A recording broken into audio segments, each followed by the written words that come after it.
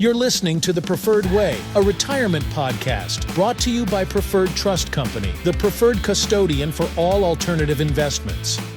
Welcome to another edition of The Preferred Way, our podcast with Preferred Trust Company. Today, we're going to talk to Carrie Cook, CEO of Preferred Trust, and we're going to discuss long-term and short-term investments when it comes to digital currency. So thanks for being here today, Carrie. Thank you. Appreciate you having me. Yeah. So let's talk a little bit about digital currency. Obviously, is just another type of investment, alternative investment that clients can opt to have in their self-directed IRA. So why don't we talk a little bit about which ones that currently we see more of, kind of to get us started. Yeah. Well, I think it's the popular ones. It's what everybody expects to see. Stable coins, right? So your Bitcoins, your Ethereum, that's probably the biggest. Two biggest. Yeah, that we'll see out there. Most popular, most well-known. Mm-hmm. So whether you're a novice or, whether you're way deep into digital currency, those are the ones that we see the most. And so typically, I think, most of the time with any alternative investment, usually it's a longer term investment. And sometimes when people think of digital currency, they're thinking of day trading, buying and selling quickly. Mm-hmm. But talk about a little bit of the long term, like what is the goal with digital currency in a self-directed IRA? Yeah, well, with any IRA, with any retirement, for the most part, it's long-term play. It's retirement. It's intended to be used 10, 15, 20, 30 years down the road. So when you invest in digital currency, the mindset shouldn't be, can I sell this tomorrow? It should be, if I buy and hold this for the next year, what is this going to look like? Now, granted, there are times where you want to sell, right, and we understand that. But that's not the intent with a retirement account. So if you're going to invest in digital currency through an IRA, it's usually for a long-term horizon. We talked about this a little bit before. When we first started offering clients the ability to purchase digital currency through their IRA, the price of Bitcoin was pretty low, right? Around $3,000. $3,500. Yeah, $3,500. And then it shot up, Mm-hmm. I think at that time, to about $65,000. Yeah. But then it started falling again. So we saw that up and down. And then a lot of people didn't hold out. They didn't wait, and they sold at a loss. Talk about that a little bit. Yeah, we saw a lot of crazy stuff during that period of time. We watched it go up. First of all, we were one of the first custodians to do this. We were. So this is a long-term play for us too. Yeah. So very similar to the retirement side of things. But we saw people get in at $3,500. We saw people get out at 40 because it was going up and they thought, oh my gosh, it's going to fall. And they got out at 40. It kept growing. We saw, I think the all-time high is 71. Yeah. And there were days where, there were millionaires being made off of their original investments that they made in digital currency. But the whole point with this is be careful when you sell, be careful when you buy. It's with any investment. Right. It's knowing when to get in and when to get out at the most opportune time. But I will tell you, those who have stayed in have ended up making more over the long run. Yeah. Yeah. And I think that's, you mentioned something about kind of the trajectory. And I think for clients doing their due diligence and doing some research on digital assets. I mean, obviously, this is a changing investment constantly, but doing a little bit of research, making sure that you know exactly what the risk is in digital assets. Talk a little bit about that. So we obviously don't offer investments here, right, but what we have offered is a platform in which they can buy and sell with us, but ultimately they're giving us the direction. So you can't pick up the phone and call Preferred Trust and ask us, what do we think about what's going to happen with Bitcoin? What do we think is going to happen, with Stellar? What do we think is going to... We're not going to be able to have that kind of dialogue with you. So that onus is on you to do your own research and your own due diligence.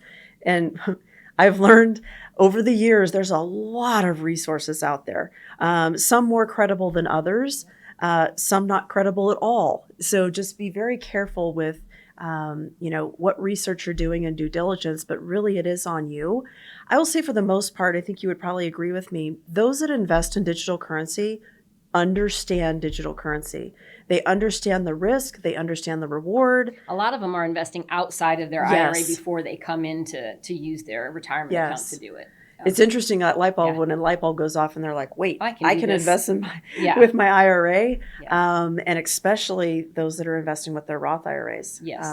And Yeah. those that invested early on, Are doing rather well. Oh, they're doing very, very well. Yeah. Very, very well. So one of the conversations we have with our clients from time to time is about the short-term play. We know that we have Yeah. competitors out there that allow clients to kind of day trade with Yeah. it. So talk a little bit about that, because I know that we've had a couple clients mention to us, even though they can do that somewhere else, Yeah. they prefer the security that we provide. Yeah. So let me unpack that, because really there's two things there's there. two questions Yeah.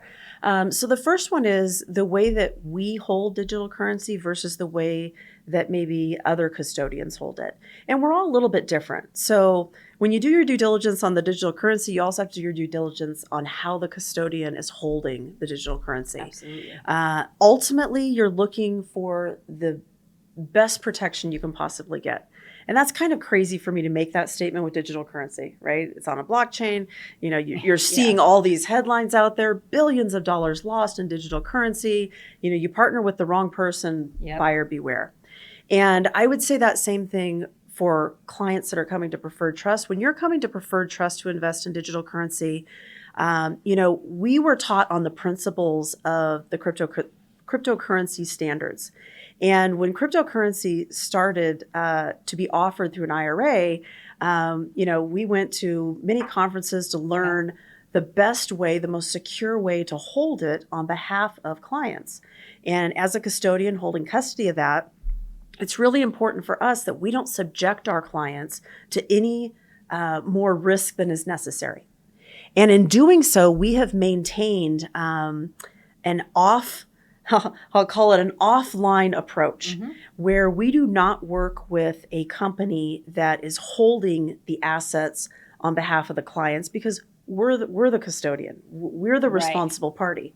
And so all of that is maintained through our crypto security standards, which obviously I'm not going to go into detail, because that's a part of the security. Right. And but I need clients to know that when you have digital currency held with us, it is with us. It is not held on somebody else's platform for somebody else to hack. It's not in a hot wallet. Your digital currency is not commingled with anybody else's. It is your unique wallet for every single digital currency asset that you hold with us. So that's important, because I know many of our competitors and custodians have utilized that option because it's easier, it's more cost effective, and that's great, but it's not more secure. No. And so we just want to make sure that clients understand that. But there are also clients that are super knowledgeable about digital currency and probably should be day trading this stuff, right? Because they understand, you know, the timing of getting in and getting out, or they've been researching or reading and they know something's coming, or staking's happening, or something along those lines, where you want to have that flexibility. And we do provide that as well. And so one of the ways that they can do that is setting up an LLC that's owned by the IRA. Some refer to it as a checkbook. Some refer to it as an IRA LLC. It takes on many names, but only one meaning. It's an LLC that's owned by the IRA that allows you then to take the funds of the IRA, deposit them into the LLC, and that allows you to set up these hot wallets as you so choose, and you can buy and sell as much as you want inside of that LLC. Now, it does have some compliance requirements, as it relates to, we need to know, you know, what the value of those assets are so that we can report accordingly to the IRS. But it is an option. It's definitely an option for clients. And then the client gets the option, right, to be able they manage the LLC. Whereas they kind of take us out of that equation when they're buying and selling. They'll do it through their LLC and they control that. Yes, absolutely. Absolutely. And if you want the flexibility is there for you to have. Right. But if not, we will do the buying and selling for you, and make sure that is done in the most secure fashion possible. Yeah, I was talking to a client the other day, and he mentioned that, we do buys within 24 hours. We do sales, usually 48 hours or less. Most of the time it's within 24 hours too. So it can be very quick. Again, it's not that day trading back and forth, but he mentioned to me, he said I had to kind of weigh what was more important to me. And he said the security is much more important. He said, I don't want to take the chance with a hot wallet and losing my entire investment rather than, maybe it's just a couple hours here or there that I wait for you to do that trade for me. So I think the security is something that people today are focused a lot on. I think so too. And I think it's also important to mention that, for us to buy and sell, we have to have a conduit. Right. So, we have gone back and forth, Right. There are a couple stellar companies out there, no pun intended. Sorry, couldn't resist it. There's a couple companies out there. We have chosen to work with Coinbase. And so when we buy and sell, we are transmitting through them. But it's not held there. Right. So it's just the transaction itself that it's occurring.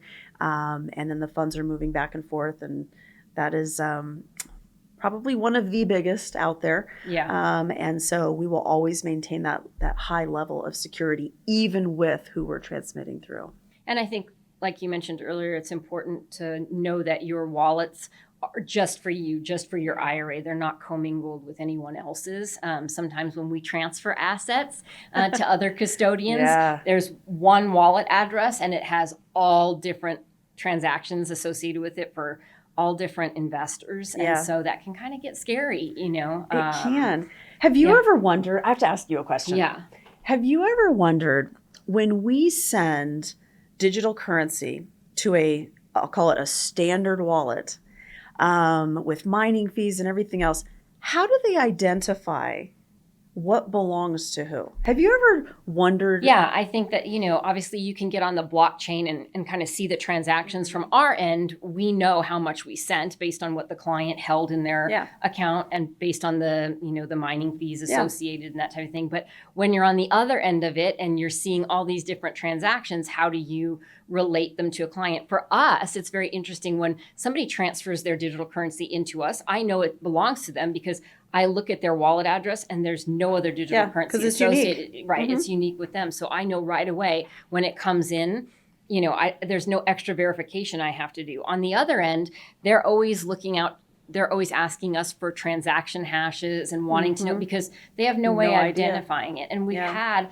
a lot of situations where, we've transferred the digital currency within a very short amount of time, but on the other side, they haven't been able to identify it for weeks. Yeah. And then the client, obviously, I would be panicking too if I was the client. Sure. Obviously, I can see it in their wallet when I look on the blockchain, but for whatever reason, they're not moving these funds quick enough or moving, the asset quick enough. So it can be, we just like you do your due diligence, I think on, the type of asset you're purchasing, it's important to also perform that due diligence on the companies that you're working with as far as being the custodians and, just because something might be cheaper doesn't mean it might be better, Watch out for the smoke and mirrors. Right. Watch out for those smoke and mirrors. Exactly. Because it's easy to, create an app. Anybody can create an app and ledger it to a spreadsheet. Correct. Of a, pie in the sky. Psst, let me guess. Right. Yeah, that was probably that person's. I know that they said that they had X number of Bitcoin that was coming over.